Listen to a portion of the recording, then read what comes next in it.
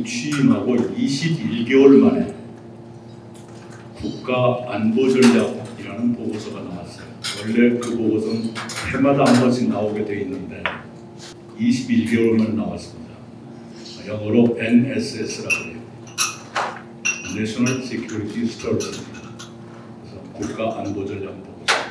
그 보고서에 이 한 대목이 세계의 뉴스가 됐습니다. 탈냉전 시대는 최종적으로 끝났다. The post-World War era finally ended. 예, 탈냉전 시대가 끝났다고 선언을 했어요.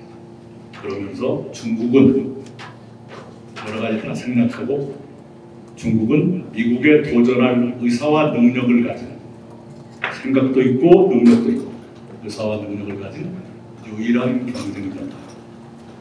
이렇게 NSS 보고서가 나왔습니다. 탈냉전 시대가 끝났다면 그럼 탈냉전 시대는 뭐였던가? 아까 말씀드린 대로 냉전이 붕괴되는 시대를 탈냉전 시대라고 합니다.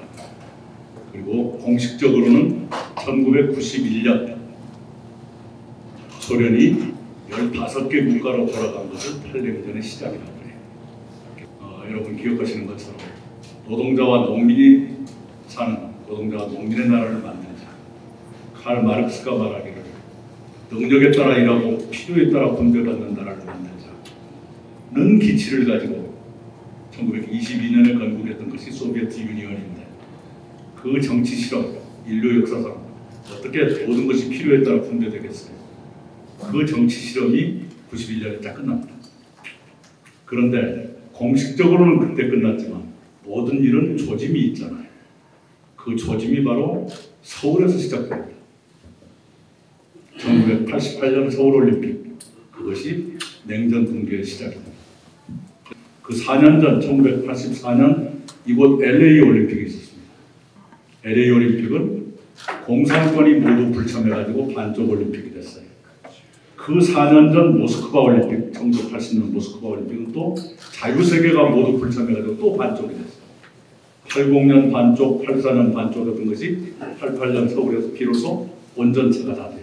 중국, 소련이 다 참가합니다. 동유럽도 다 참가합니다. 그리고 당시의 선수단 입장식을 보면 우리 국민들이 놀랍게도 중국 선수단, 그때는 중공이라고 불렀어요. 중국 선수단 입장할 때 가장 박수를 많이 칩니다. 그 다음에 소련도 박수 많이 치고. 그건 말하자면 이미 우리 국민들은 세계 어느 나라보다도 반공교육을 많이 받은 국민들인데 그 국민들 마음속에서도 냉전이 허물어지고 있었다는 얘기가 되죠. 그게 88년입니다. 그리고 89년에 베를린 장벽이 무너져요. 그리고 90년에 독일이 통일됩니다. 그리고 91년에 소련이 붕괴됩니다. 소련이 붕괴돼서 고르바초프가 책임을 지고 그만뒀는데, 그리고 미국이 옛날 소련의 권리와 의무를 이어받는 것은 러시아다 하고 선언한 게 1991년 12월 26일이었습니다. 그때 대통령이 아버지 부시입니다. 아버지 부시 대통령은 인생 최대의 크리스마스 선물을 받은 거예요. 상대가 사라져버렸어요. 그때부터 1991년 소련이 없어진 그 91년부터 9.11, 2001년 9월 11일, 2999명이 죽었던 그날, 그 10년을 미국은 역사의 휴일이라고 합니다. 처음으로 신경 쓸 일이 없었던, 누구도 나에게 도전하지 않는 그 시대였습니다. 그게 탈냉전의 시작입니다. 자, 공산권이 무너지니까 한반도는 어떤 영향을 받았느냐. 우리 한국은 그때 노태우 대통령이었어요. 노태우 대통령이 그 시대 조류를 가장 잘 반영한 국방정책을 썼습니다. 그리고 놀랍게 성공했습니다. 90년 소련하고 수교했죠. 92년 중국하고 수교했습니다. 그 어간에 무려 32개 사회주의 국가들하고 수교합니다. 갑자기 한국의 외교 지평이 거의 전 지구로 넓어진 거예요. 외교만 넓어진 게 아니라 우리 수출도 늘어나죠. 무역이 늘어나죠. 중국이 우리에게 시장이 되죠. 또 공장도 되죠. 소련에게도 우리가 진출하죠. 동유럽에도 진출하죠. 그때부터 고도 성장을 시작합니다. 탈냉전이 한국에게는 어마어마한 선물을 줍니다. 그런데 북한은 소련이 한국한테 넘어가 중국도 넘어가 동유럽 국가들은 모두 쓰러져 뒷배가 없어져 버린 거예요. 갑자기. 없어진 정도가 아니라 남쪽 사람들이 오히려 더 활개치게 된 거예요. 북한이 최대 위기를 느낍니다. 큰일 났다. 우리를 돌봐줄 동맹도 없어지고 보안이 한국하고 더 잘 지내고 경제적으로 도움을 줄 만한 나라들은 전부 무너지고 그때 북한은 미국한테 수교하자고 얘기합니다. 심지어는 우리하고 수교해주면 주한미군 철수란 말 안 할게 그 말까지 합니다.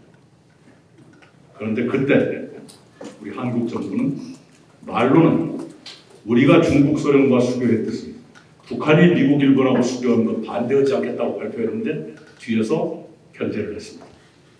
미국한테 제대로 만나지 마라. 그리고 미국은 그 말을 들어서 실제로 북한과 수교를 거부합니다. 북한은 더 몰리죠. 바로 그런 상황. 한국은 외교 지평이 넓어지고 수출이 갑자기 늘어나고 경제가 고도 성장하는데 북한은 고립으로 내몰리고 그런 상황이 탈냉전 시대가 한반도에 준 명암입니다. 빛과 그림자. 그런데 그 남북한이 그런 상황에서 가는 길이 희한하게도 속도가 똑같이 갑니다. 그리고 방향은 정반대. 북한은 1993년에 NPT 탈퇴를 선언해요. NPT. Non-Proliferation Treaty. 핵 확산 금지 조약을 탈퇴. 그 탈퇴했다는 얘기는 핵 만들겠다는 뜻이죠. 그것이 1993년. 그 이듬해 1994년에 대한민국은 비로소 1인당 국민소득 $1000를 넘어갑니다. 2006년 북한은 제1차 핵실험을 합니다. 그해 대한민국은 1인당 국민소득 $20,000가 됩니다. 똑같은 해. 그리고 2017년 북한이 ICBM을 성공시키면서 핵무력을 완성했다고 발표합니다. 그해 대한민국은 1인당 국민소득 $30,000를 내었습니다. 누가 일부러 만들라고 해도 만들 수 없는 그런 속도로 가요. 단 방향은 정반대. 북한은 핵으로 질주하고 한국은 경제로 질주합니다. 그래서 한국은 풍요를 어느 정도 얻게 됐는데 그 대가라고 할까? 북한 핵이라고 하는 어마어마한 짐을 머리에 지고 살게 됐습니다. 그 93년부터 지금까지 30년이 걸렸습니다. 그리고 미국이 북한 핵 문제는 국제 문제다 라고 일찌감치 틀을 잡았어요. 국제 문제라는 것은 미국이 해결하겠다는 말이에요. 한반도 문제를 뛰어넘었다. 국제 문제다. 국제 문제라는 건 미국이 주도하겠다는 말이에요. 그때부터 북한 핵을 어떻게 할 것이냐 하는 협상이 미국과 북한 사이에서 벌어집니다. 그런데 그 협상을 집요하게 일관되게 하는 것이 아니라 문제 생기면 했다가 안 그러면 잊어버렸다가 합의했다가 합의 깼다가 이런 식으로 계속 반복됩니다. 제가 이번에 미국에 와서 공부를 했는데 거기에서 제가 낸 결론은 5가지 원인을 말할 수 있겠다. 그 5가지 원인을 간단히 말씀드릴게요. 첫째는 북한의 생존 욕망이라는 걸 무시했다. 사람이나 국가나 마찬가지입니다. 잘 살고 싶은 욕망, 옷 잘 입고 싶은 욕망이 있죠. 그러나 살고 싶은 욕망보다는 덜해요. 그렇죠? 국가도 마찬가지입니다. 잘 살고 싶은 욕망이 있죠. 어디 가서 큰 소리 치고 싶은 욕망이 있죠. 그러나 그것보다 훨씬 더 본질적인 것은 체제를 유지해야 돼요. 살아야 되는 욕망이에요. 그것을 너무 가볍게 봤다. 아까 제가 말씀드린 대로 냉전 해체 이후에 소련 붕괴를 전후해서 한국은 중국과 수교하고 소련과 수교하고 동유럽과 수교하고 경제가 막 나가는데 북한은 미국하고 수교하자는데 한국이 견제하고 미국도 그걸 거부해버렸거든요. 계속 고립으로 내몰리는 거 아닙니까? 북한의 입장에서는 어떻게 되겠어요? 이거 이러다 나라 망하겠다고 생각할 거 아닙니까? 이 조셉 나이 교수가 있어요. 하버드 대학. 그분을 외교가에서는 미국 외교의 현자라고 불러요. 와이스맨. 현명한 사람. 그분이 낸 2021년의 저서가 있습니다. Do Morals Matter? 도덕은 중요한가? 그 책에 따르면 아버지 부시를 최근 미국 역사에서 대외 정책을 아주 성공적으로 한 상위 대통령 중에 한 분으로 꼽아요. 그리고 아들 부시는 꼴찌로 꼽고 그렇게 부자 사이에 그렇게 됩니다. 냉전 체제가 무너지니까 소련이 해체되고 15개 나라로 쪼개지면서 미국이 상대해야 되는 적이 없어진 거예요. 그 세계사적인 혼란을 가장 안정적으로 관리한 게 아버지 부시였다. 그래서 조셉 나이는 A급으로 평가를 했는데 그 아버지 부시 때 한국 대통령은 노태우 대통령이었거든요. 그 두 분은 팀 스피릿을 중단해요. 1992년에 팀 스피릿가 없었고 팀 스피릿은 한미 연례 합동 방어 훈련입니다. Joint Military Exercise. 그걸 이름을 팀 스피릿이라고 했거든요. 92년에 팀 스피릿을 중단. 북한 입장에서는 조금 한숨 돌릴 수 있으려나 했겠죠. 그런데 1년 만에 다시 재개하거든요.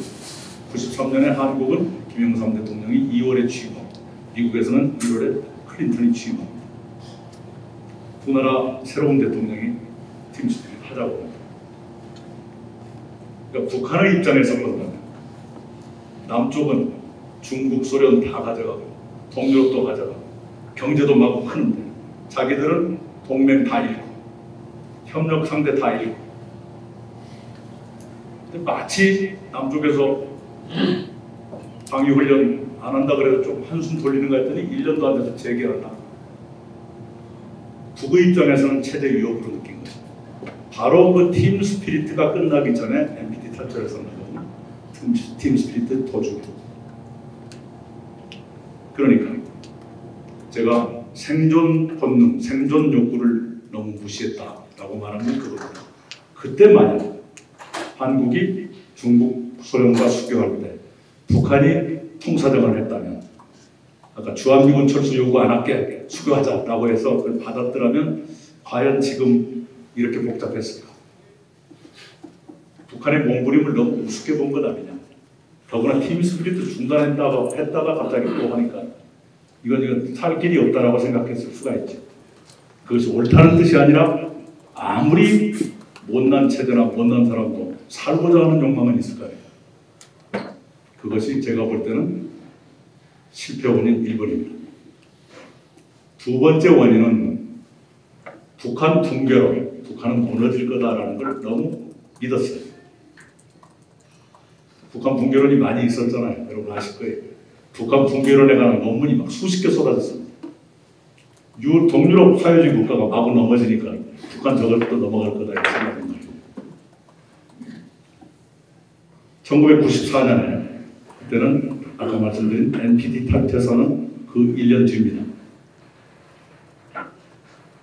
클린턴이 보니까 큰일 났거든요. 그것을 바로 1차 북한 핵위기라고 해요. 그래서 제네바에서 핵협상을 시작합니다. 시작하는데 그해 7월에 김일성 주석이 떠나요. 사망해. 협상이 급진전됩니다. 그해 10월에 제네바 합의가 나와요. 제네바 합의를 미국 사람들은 어그리드 프레임워크라고 불러요. 그 내용이 거창합니다. 북한에 병수로 지어줍니다. 1000메가와트 발전량의 경수를 지어줍니다. 그 경수를 완성할 때까지 매년 50만 톤의 중유를 공급하겠다. 그리고 북한과 수교하겠다. 그러니까 NPT 돌아와라. 그 얘기했어요. 그런데 경수로는 실행이 안 됐어요. 실행도 안 될 걸 왜 합의했냐? 그 협상에 참여했던 클린턴 행정부의 공무원이 나중에 미국 내에서 증언을 했습니다. 경수로 완성하기 전에 북한이 쓰러질 줄 알았다. 왜? 김일성이 죽었습니다. 이런 식으로 북한이 무너질 거라고 믿는 것이 한국 내에도 그런 생각이 있었습니다. 그것이 두 번째 원인입니다. 북한이 쓰러질 거라고 믿으면 협상 열심히 할 필요가 없죠. 합의하더라도 대충 좀 기다려봐 이렇게 됐을 거 아니에요. 그것이 두 번째 원인입니다. 세 번째는 압박의 과실, 압박 효과를 믿은 거예요. 미국은 북한에 대해서 6.25 이후부터 70년 동안 경제 제재를 가했습니다. 미국과 유엔을 포함한 국제사회가. 예외가 있다면 협상할 때 협상 앞뒤는 참았어요. 나머지는 제재를 가했어요. 제재를 하면 그 고통을 못 이기고 북한이 순해질 거다라고 생각을 한 거죠. 그런데 결과는 반대로 됐어요. 고통을 가하면 이 사람들이 순해지고 말 잘 들을게요 할 줄 알았는데 반대로 갔습니다. 핵 개발을 더 열심히 했어요. 핵을 더 열심히 만들었습니다. 왜? 쓰러질지 모른다고 생각하니까 그랬겠죠. 그리고 중국에 대한 의존이 급속도로 올라갑니다. 북한의 무역에서 중국이 차지하는 비중이 얼마나 빨리 올라가냐 그러면 2000년은 한국의 김대중 정부가 햇볕 정책 쓸 때입니다. 남북 간의 경제 협력이 많이 활발해졌어요. 2000년에는 북한 무역에서 차지하는 비중이 한국도 일본도 중국도 각각 20% 정도 됐습니다. 그런데 2007년 중국이 40%로 올라갑니다. 2007년이면 한국은 이명박 정부가 2007년 선거에서 이명박 대통령이 당선됐죠. 노무현 정부 마지막 경기. 그때 중국 의존도가 40%로 올라갑니다. 한국은 조금씩 발을 뽑기 시작합니다. 그리고 2017년 아까 북한이 핵무력을 완성했다고 선언한 그 해에 북한 무역에서 중국이 차지하는 비중은 90%입니다. 그러니까 경제 제재를 가하고 군사적 압력을 행사하고 북한을 압박하는 것이 그러면 쟤들이 손들 거다라고 했는데 결과는 핵무장을 더욱더 강화하고 중국한테 확 기울었거든요. 그러면 그것이 미국의 기대에 맞는 것인가? 아니잖아요. 세계 질서의 보탬이 되는 거예요. 그것도 아니지 않습니까? 그래서 요즘에야 그거 바꿔야 한다는 얘기가 나와요. 그 얘기 좀 이따 하겠습니다.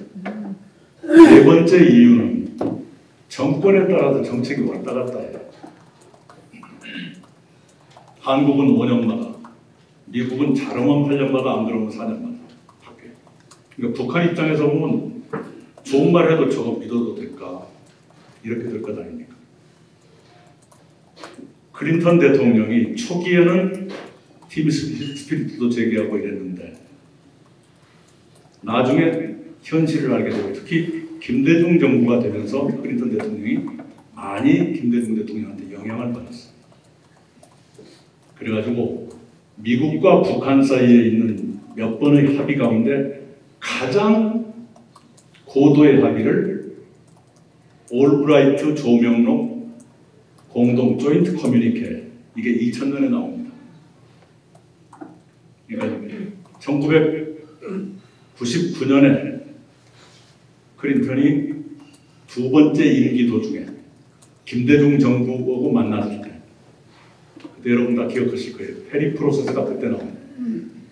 페리 전 국방장관을 대북정책조정관으로 임명해가지고 그 구상을 만들고 평양에도 보내요. 그 페리 프로세스는 김대중 정부와의 협의하에서 나온 거예요. 그 페리 프로세스 그것을 담은 페리 보고서, 페리 리포트가 국회에 보고됩니다. As it is. 있는 그대로. 그 대목을 제가 읽어드릴게요. The United States must negotiate with North Korea as it is, not as we might wish it to be. 우리가 원할지 모르는 그 북한이 아니라 있는 그대로 북한하고 상대해서 교섭하라.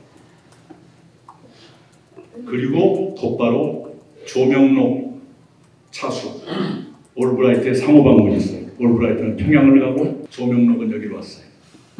그리고 발표한 것이 2000년에 조인트 커뮤니케입니다. 그것이 최고도의 인게이지먼트, 참여, 환영, 이것으로 평가받아요. 거기 보면 수교가 들어가 있고요. 북한 체제를 인정하겠다, 적대 관계를 청산하겠다, 지원하겠다. 그 대신에 핵 개발하지 마라. 이게 다 들어갑니다. 그런데 2000년에 아들 부시가 취임하죠. 그리고 취임한 지 얼마 안 돼서 9.11이 터져요. 부시는 굉장히 당황하고 화가 났겠죠. 그래가지고 2002년 1월 연두교서에서 악의 축이라는 말을 씁니다. Axis of Evil. 북한, 이란, 또 어디를 이라크, 이 3개국을 악의 축이라고 해요. 악의 축에 대해서는 정권 교체를 추진하겠다고 발표해버렸어요. 북한의 입장에서는 나 죽이겠다는 얘기구나 이렇게 생각했어요. 정권 교체라는 말이 그 말 아닙니까? 이제 북한이 더 긴장했죠. 그때부터 북한은 핵실험을 준비해요. 이렇게 하면 협상이 지속될 수가 없는 것이고 북한이 신뢰를, 믿음을 가지고 협상을 계속하기 참 어렵겠죠. 이 민주주의이기 때문에 바뀌는데, 그러나 이것을 어떻게 할 수 없을까? 독일은 3인당 밀리브란트의 동방정책을 기민당 헬무트 콜이 그대로 받아들여가지고 통일까지 갔잖아요. 그렇다고 독일이 무슨 민주주의 아닌 것도 아니잖아요. 그런데 유별나게 그렇게 됩니다. 그게 네 번째 요인입니다. 북한 정책의 일관성이었습니다. 그리고 다섯 번째는 완벽주의. 한꺼번에 다 얻으려고 하다. 예를 들면 두 가지 말씀드릴게요. 1994년 제네바 합의 프레임워크에 따라서 그때 한국도 미국도 경수로 지어준다고 뭐 캐도를 만들고 분담 비율도 만들고 그랬어요. 한국이 75%보다고 그랬었습니다. 함경남도에 준공식을 했었습니다. 그때 함경남도에서 근무했던 분이 최근에 조금 어려움을 겪고 있는 서훈씨였죠. 그 어그리드 프레임워크 속에는 북한의 플루토늄 재처리 시설을 동결하는 조항이 들어가 있습니다. 그걸 가동하지 못하게 플루토늄을 재처리해서 원자폭탄을 만들거든요. 그런데 아들 부시 대통령이 취임한 뒤에 HEU, Highly Enriched Uranium, 고농축 우라늄을 손대는 것 같다 하는 첩보가 있었어요. 그래가지고 제임스 켈리 국무부 차관보를 평양에 보내가지고 압박을 가하고, 그런 이유로 어그리드 프레임워크를 사실상 무력화시킵니다. 그 합의를 사실상 깨요. 중요 공급을 중단하고. 그러는 과정에 그것이 바로 이제 2차 핵위기라고 부르는 겁니다. 아까 1차는 NPT 탈퇴에서 시작되고 2차는 갑자기 고농축 우라늄 이걸 막 얘기를 해가지고 갑자기 어그리드 프레임워크를 깨는 거예요. 1차 핵위기 때 그것을 타개한 것이 카터 방법과 어그리드 프레임워크 두 가지입니다. 그런데 어그리드 프레임워크를 아들 부시 때 이제 허물어뜨리기 시작해요. 고농축 우라늄 의혹을 이유. 그걸 허물어뜨리니까 북한은 그래 알았다 하고 플루토늄 재처리 시설의 봉인을 해제하고, 그동안에는 묶어두었는데 그걸 풀어버려요. 그리고 2006년에 핵실험을 합니다. 그 핵실험은 플루토늄에 의한 핵실험이었어요. 우라늄으로 한 게 아니었어요. 만약에 그때 아들 부시가 그 어그리드 프레임워크를 유지하면서 그건 그대로 가자. 그 대신에 고농축 우라늄은 다른 회담으로 한번 얘기해보자. 이렇게 갔더라면 1차 핵실험을 안 했거나 늦추거나 둘 중에 하나가 됐지 않았을까? 왜? 플루토늄으로 핵실험을 했기 때문에 그것을 저는 완벽주의 아니냐라고 하는 겁니다. 그런 일들이 부시 때 또 있었어요. 육자회담에서 실컷 합의해가지고 그 합의에 따라서 여러분 기억할 겁니다. 2008년에 북한이 냉각탑을 하는 걸 중계방송했어요. 기억나시죠? 그게 바로 육자회담 합의했다는 것이죠. 그런데 바로 육자회담의 수석대표가 크리스토퍼 힐이었어요. 합의해서 잘 나가는데 워싱턴에서 갑자기 오다가 떨어집니다.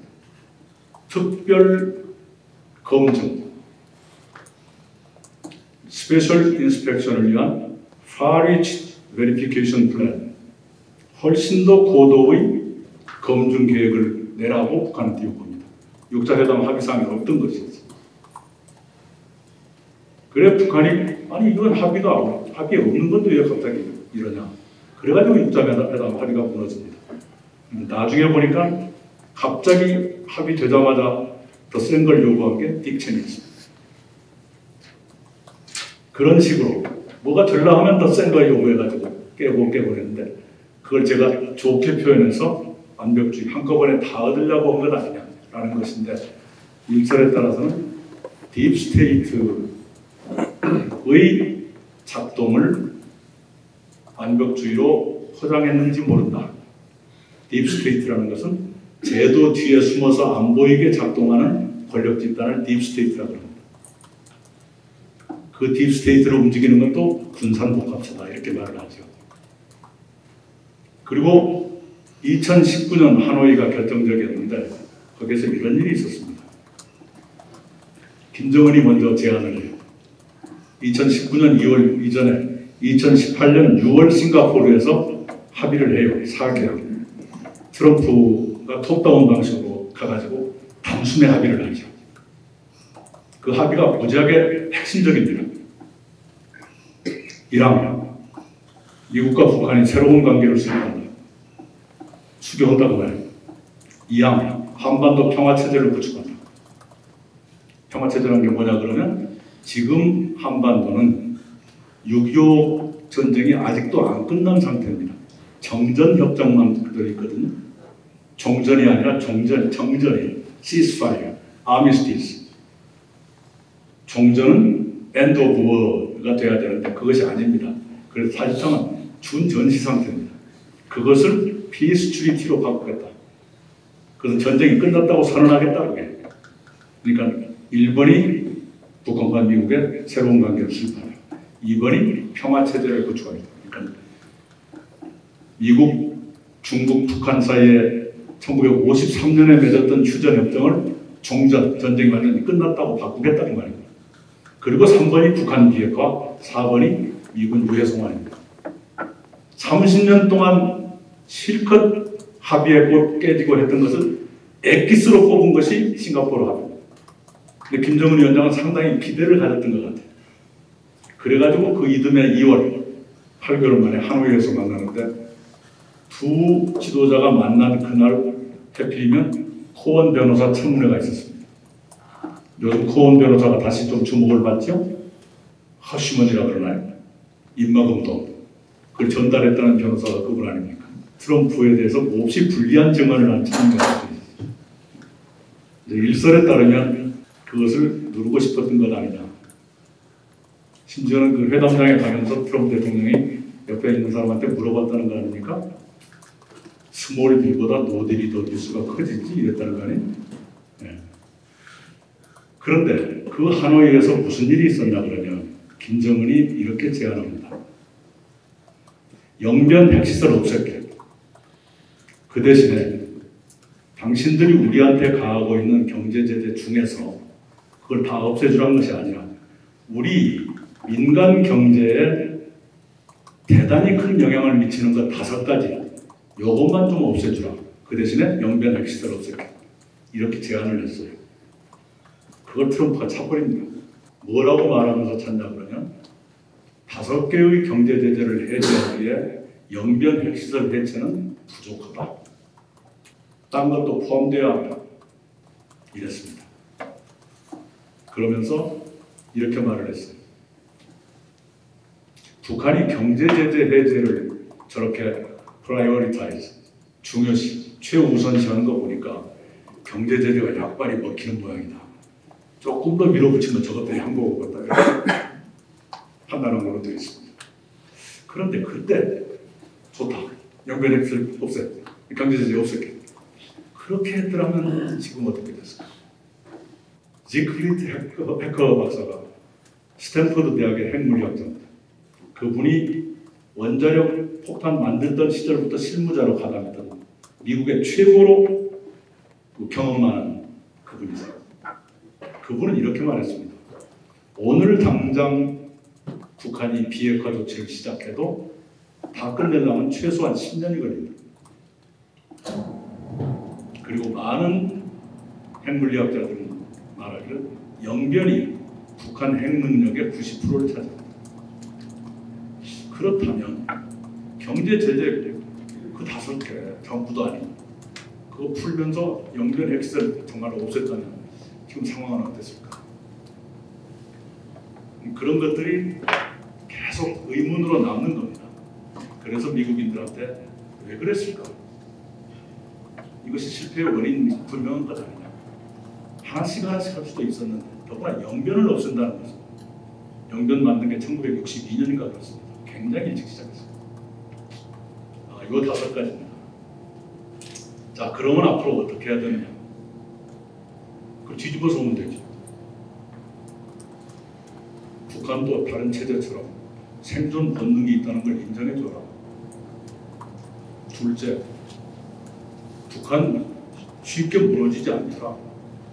김일성 죽어도 살아남고 김정일 죽어도 살아남고 1990년대, 90년대라는 건 아까 말씀드린 탈냉전 시작해서 남쪽은 32개 국가 수교하고 경제가 막 10,000불에서 20,000불로 막 튀던 그 단계입니다. 그때 북한은 중국도 뺏기고 소련도 뺏기고 동유럽은 무너져 버리고 그때 경제적으로 최악의 상황이어서 그 인민들을 힘내라고 독려한 것이 그것을 고난의 행군이라고 합니다. 고난의 행군이 10년이나 계속됐습니다. 그 10년 동안에 굶어 죽은 사람 숫자가 얼마냐? 조금 나라마다 달라요. 대한민국 통계청은 48만 명이다. 미국에서는 수십만 명이다. 일본의 논픽션 작가 한 사람은 300만 명이 죽었던 것 같아요. 그리고 북한을 150번 정도 다니신 캐나다의 이명수 목사님 계세요. 토론토에 계십니다. 그분한테 여쭤봤습니다. 몇 명 죽은 것 같습니까? 300만. 하여튼 그렇게 많은 사람이 굶어 죽어도 그 체제는 있어요. 그리고 희한한 것이 그 체제가 유지될 뿐만 아니라 그런 일이 생기면 밖을 향해서 더 적개심을 키우고 내부적으로는 더 결속하는 그런 집단주의적인 어떤 게 있습니다. 자, 얘기 다시 돌아갑니다. 어떻게 할 것입니까? 아까 5가지 실패 원인을 뒤집어서 옵니다. 첫째, 북한 체제의 생존 본능을 인정해라. 둘째, 금방 무너질 거라고 생각하지 마라. 셋째, 압박의 효과를 너무 믿지 마라. 그 압박 계속하다가 북한을 중국한테 넘겨준 거 아니에요. 그리고 북한은 핵 능력을 키우고. 그리고 네 번째는 제발 정권이 바뀌더라도 대북 정책은 좀 지킬 건 지키자. 그래야 헷갈리지 않지. 효과가 있고. 그리고 5번째는 한꺼번에 다 하려고 생각하지 말자. 이게 5가지인데 누가 5가지 다 외우겠어요? 전화요. 그래서 저는 그동안에 북한이 가장 원했던 것이 무엇인가? 그리고 미국이 가장 원했던 것은 무엇인가? 가장 핵심적인 걸 서로 맞바꿔라. 그것이 바로 싱가포르 합의입니다. 제가 발명한 것이 아니에요. 북한은 비핵화를 하고 미국은 북한하고 수교를 해요. 그리고 정전 협정을 평화협정으로 바꿔줘요. 누가 더 리스크가 커요? 그렇게 하면 북한이 더 클 거 아닙니까? 그런데 북한이 이제는 그렇게 쉽게 응하지 않을 거예요. 왜? 2019년 트럼프한테 기대했다가 당한 게 있거든. 김정은 위원장이 비행기를 잘 못 타요. 그래서 평양에서 기차를 타고 내려가서 싱가포르에서 트럼프 한 번 만나고, 그 다음에는 싱가포르 갈 때는 중국 비행기 타고 갔네. 하노이는 비행기 열차 타고 갔어요. 갔다가 빈손으로 돌아왔잖아요. 그 빈손으로 돌아온 것이 2019년 2월이었는데, 그해 6월에 트럼프 대통령이 또 트위터를 통해서 나 판문점 갈 텐데 만날까 이렇게 보내거든요. 거기까지 또 김정은 위원장이 나와요. 나를 퇴짜놓은 그 남자가 니네 집 앞에 왔는데 만날까? 그러니까 또 나가요. 미련이 있으니까 나갔겠죠. 근데 아무것도 못 얻어요. 아무것도 못 얻고 두세 달 후인가 2019년 9월인가 트럼프 대통령에게 편지를 보내요. 그 편지가 공개됐습니다. 그 편지 내용 중에 이런 대목이 있습니다. 내가 각하를 만난 뒤에 아무것도 변화하지 않았습니다. 이것을 내 인민에게 어떻게 설명해야 합니까? 푸념이지. 마지막 기대를 걸다가 굉장히 상처받았을 거예요. 그래서 그 하노이의 그 경험 이후로는 미국한테 별로 과거만큼 매달리지 않는 것 같다. 더구나 중국이 막 커지고 러시아도 막 뒤에서 막 사고 치고 다니고 자기 뒷배들이 막 활개치고 다니거든요. 그리고 미국, 중국이 경쟁을 하고. 그래서 그래? 한번 느긋하게 지켜보지 뭐 이렇게 될 수도 있잖아요. 자, 이런 시기라면 더구나 미국에서 트럼프 대통령이 물러나고 바이든 대통령으로 바꿔졌을 때 첫 해는 도발을 자제합니다. 봤겠지. 그걸 워치라고 하지 않고 observe라고 그래요. Observe the moves of the new administration. 새로운 행정부의 움직임을 쭉 관찰했겠죠. 그런데 바이든 행정부가 조건 없이 북한과 대화할 용의가 있다는 말을 지금까지 한 20번 했어요. 근데 말만 하고 아무것도 안 해요. 북한이 작년에는 드디어라는 표현력이 어울리잖아요. 급기야. 역사상 가장 많은 미사일을 쏘아대고 ICBM을 포함한 탄도미사일만 69발을 쏘아요. 69발이 1년에 69발이면 한 달에 몇 개씩요? 한 5개? 그래도 미국은 가만히 있어요. 자, 이런 상황입니다. 여기서 어떻게 할 것인가? 저는 수교와 비핵화를 교환해라. 그것이 정 안 된다면 선제적으로 수교할 수도 있다. 북한으로서는 내키지 않을지 모르지만 미국이라는 카드 하나를 더 갖는 것이 싫지 않을 거예요. 어느 나라들은 한쪽에 너무 많이 의지하면 종속이 되거든요. 무역의 90%를 한 나라에 의지한다는 게 그 체제의 크나큰 문제지요. 그런 처지에 미국과 수교한다면 북한의 입장에서는 또 하나의 카드를 쥐게 되는 거죠. 그리고 미국의 입장에서는 미국, 중국 간에 중국과 대결하는 그 최전선이 한반도와 되게 돼 있는데 한미일 공조하면 저쪽에서는 북중로 공조하잖아요. 그 맞부닥친 데가 어디예요? 피무장지대, 판문점이죠. 그런 판에 북한과 수교한다면 게임 체인저가 될 수 있지 않을까. 판을 바꾸는 게 될 수 있지 않을까. 이런 것을 한번 해봤으면 좋겠다. 그 생각을 했어요. 근데 참으로 희한한 것은 제가 조지 워싱턴 대학에서 연설한 게 2월 21일이었습니다. 2월 21일이었는데 로버트 갈루치, 아까 어그리 프레임워크를 만든 미국의 책임자였습니다. 조지타운 대학의 교수죠. 클린턴 시절의 북핵 문제 책임자입니다. 그분이 제가 GW에서 연설하던 똑같은 날 스티븐슨 센터라고 하는 싱크탱크에서 발표를 했는데 수교하라는 얘기를 합니다. 내가 그 사람 못 잡았겠어, 뭐 했겠어. 그리고 엊그저께는 여러분 한번 우리 연합뉴스에도 보도가 나왔어요. 댄 리프, 3스타예요. 애기. 전 미국 태평양 사령부 부사령관 댄 리프라는 군인이 이렇게 말했습니다. 북한 핵 문제를 풀려면 종전선언과 평화협정으로 가는 것이 맞다. 이렇게 발표를 했어요. 그것이 미국의 다수가 된 것은 아닙니다. 그런데 이제까지 그런 소리가 별로 안 나오다가 학계에서 그리고 군 출신까지도 저하고 비슷한 얘기를 하게 됐다.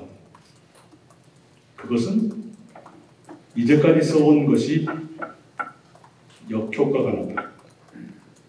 카운터 프로덕티브. 역효과가 났다는 반성해서 그런 것 아니겠습니까? 고립시키면 고립시키고 봉쇄해야 돼요. 그래서 압박을 가해서 고립시키고 봉쇄하면 순해질 줄 알았더니 더 싸나워지고 핵무력은 점점 더 커지고 자꾸 중국한테만 기대니까 이 방법 가지고는 안 되겠다. 그래서 뭔가 리드레스 정책을 좀 바꿔봐야 돼요. 는 기류가 나오기 시작하는데 결정적으로 올해 들어서 라버트 갈루치가 그리고 댄 리프가 그런 말을 해요. 저는 미국 행정부가 그런 말에 귀 기울여야 된다고 생각해요. 손해가 아닐 겁니다. 무슨 손해겠어요? 이제 미국한테 하는 얘기고요. 한국의 대외 정책, 우리 숙명적으로 대한민국이 도망갈 수 없는 몇 가지가 있습니다. 그걸 한번 말씀을 드릴게요. 대한민국은 이미 세계 6위의 국력을 가진 것으로 평가되고 있습니다. 미국 신문 US 뉴스 앤 월드 리포트가 2022년의 종합국력에서 세계 6위로 평가했습니다. 대한민국. 근데 세계에 나가면 6번째입니다. 자기 동네 가면 제일 약하고 통부가에서 제일 약하잖아요. 세계에 이런 나라가 없을 거예요. 넓은 데 가면 알아주는데 저그 동네 가면 그것이 약하죠. 그쪽 동쪽에 보면 일본이고 일본 뒤에는 미국이고 서쪽 보면 중국이고 북쪽 보면 러시아이고 더 가까운 북쪽은 핵무기 갖고 왔다 갔다 하는 북한이고 세계에 이런 나라가 없어요. 그걸 지정학이라고 해요. 지정학적으로 한반도하고 또 닮은 데가 유럽의 폴란드였습니다. 동쪽에는 러시아이고 서쪽에는 독일이고 남쪽에는 옛날 합수국 지금 오스트리아 그리고 북쪽에는 바다였죠. 우리 한반도는 동쪽에 미국 일본이고 서쪽에 중국 북쪽에 러시아이고 남쪽에 바다 똑같죠. 그런데 폴란드는 동쪽은 그대로 위협으로 남아있지만 서쪽 독일은 더 이상 위협이 아니죠. 오스트리아는 중립국 돼버렸죠. 세계의 위협 중에 2개가 사라졌어요. 폴란드. 대한민국은 그놈의 위협이 더 커졌지 않습니까? 북한은 핵무력을 더 강화하고 중국은 더 커져가지고 미국으로 이제 한바탕 하자고 러시아는 힘을 좀 기르더니 이제 사고치거든요. 이런 상황. 그런데 그것만이 전부가 아니라 대한민국이란 게 얼마나 지정학적으로 험난한 운명을 타고난다 그러면 대한민국은 4개의 숙명을 가지고 태어났습니다. 첫째는 분단 국가입니다. 북한하고 대치하고 있죠. 6.25 전쟁 끝난 뒤에 70년째 지금 대치하고 있습니다. 그렇기 때문에 평화를 확보하는 것이 무엇보다도 중요합니다. 그렇지 않습니까? 분단 국가니까. 두 번째가 동맹국가입니다. 세계 최강대국 미국하고 동맹입니다. 동맹은 동맹답게 신뢰를 지켜야 돼요. 그리고 우리가 미국과 함께했던 그 가치들, 민주주의라든가 인권, 시장경제, 공정경제, 다양성의 포용, 이 가치를 우리가 키우고 발전시켜야 되는 것. 동맹으로도 당연한 일. 그리고 대한민국이 그것으로 지금까지 살아왔잖아요. 그것도 해야 되죠. 세 번째는 반도국가입니다. 대륙과 바다를 잇는 반도예요. 이쪽 보면 해양 세력, 미국과 일본이 있지만 뒤에 보면 대륙 세력이에요. 대륙도 그냥 대륙이 아니라 중국, 러시아. 그 어마어마한 데가 있잖아요. 그 옆에 붙어 있습니다. 이 반도가 잘 나갈 때는 대륙과 해양의 교량 역할을 할 수 있습니다. 그런데 툭 하면 양쪽 세력의 각축장이 되죠. 그것 때문에 많이 시달렸잖아요. 그래서 바로 그 반도 국가이기 때문에 옆에 있는 큰 나라하고 적대 관계가 돼서는 안 됩니다. 최소한 적대 관계는 안 돼야 돼요. 동맹까지는 못 갈지 모르지만 건설적 관계라도 가야 돼요. 근데 그게 지금 휘둘리고 있죠. 그리고 네 번째는 대한민국 뭐네 해도 통상국가입니다. 세계 200개 나라하고 무역을 해요. 얼마나 대단하냐 그러면요. 2000년 1월 14일 날 대한민국에 코로나가 들어오거든요. 그 전에 연말에 중국 무한에 그 생겼다가 보름 만에 대한민국이 들어와요. 그리고 얼마 안 돼서 충청북도 오송이라는 데가 있어요. 청주 옆에. 오송에 조그마한 중소기업이 있습니다. 그 중소기업에서 만든 진단키트, 콧구멍에 넣고 이렇게 양성이냐 음성이냐 따지는 거 있잖아요. 그게 순식간에 165개국에 수출됐습니다. 대한민국이 그런 나라입니다. 장사해야 먹고 사는 나라예요. 그 무역이 대한민국 경제에서 차지하는 비중은 해마다 왔다 갔다 해요. 제일 낮으면 60%, 높으면 85%까지 올라가요. 장사하려면 누구한테나 잘 지내야 돼요. 기분 나쁘다고 싸먹어 다니면 장사 안 돼요. 이게 대한민국입니다. 좋으나 싫으나. 그러니까 실수하지 않아야 돼요. 바로 이 네 가지, 분단국가, 동맹국가, 반도국가, 통상국가, 이 네 가지 요구를 다 충족시키면 얼마나 좋겠습니까? 많은. 때로는 충돌하죠. 분단국가니까 평화를 하겠습니다. 그러면 일본 같은 데서는 자들도 뭐든지야 이래가지고 우리 평화를 싫어하는 나라들이 있어요. 그게 충돌이죠. 또 어디 가서 우리가 미국의 동맹이니까 미국 하자는 대로 무조건 하겠다 그러다 보면 무역 상대가 토라질 수가 있죠. 최근에 그런 일이 있었잖아요. 중동 어디서 그런 일이 있었잖아요. 그렇게 서로 충돌합니다. 충돌을 최소화하면서 어떻게든 네 가지를 살려나가는 이것이 외교입니다. 한 가지 잘한다고 나머지가 해결되는 게 아니에요. 흔히 단순하게 생각하면 동맹만 잘하면 나머지 다 되겠지. 그건 중요하죠. 중요하나 나머지가 다 해결되는 것은 아닙니다. 그걸 어떻게 할 것인가가 지혜가 필요한 것입니다. 그래서 정교한 사람들이 그걸 잘 꾸려나가야 되는데 조금 요새 불안하다 말씀이죠. 물론 제일 중요한 건 안보예요. 현재로서 생존이 중요합니다. 그런 의미에서 한미동맹 중요해요.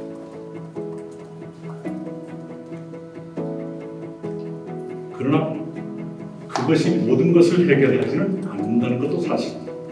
그런다고 해서 반대쪽에 있는 사람을 우리도 막 척을 지면 그 다음에 피해는 누구한테 오죠? 그래서 동맹을 살리면서 다른 숙명적인 요구를 충족시켜가는 이 지혜가 한국에 필요합니다. 그것은 우리의 숙명입니다.